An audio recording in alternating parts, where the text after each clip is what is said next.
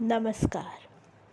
श्री ब्रह्मचैतन्य महाराज प्रवचने सार 9 मे. शुद्ध वातावरण व पवित्र आचरण. आपल्या घरातले वातावरण शुद्ध, शांत आणि पवित्र असावे. प्रपंच करताना अंतःकरणात मात्र परमेश्वराचे प्रेमच असावे.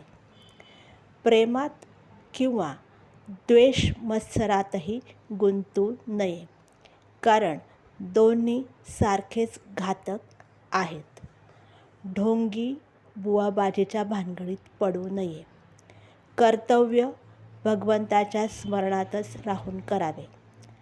अनुसंधान टिकवावे यासाठी सत्संगाची गरज आहे. नामाचे महात्म्य देवाच्या वर्णनापेक्षाही कठीण आहे.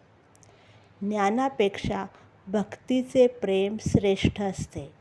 आपल्या जीवनात सहजता हवी.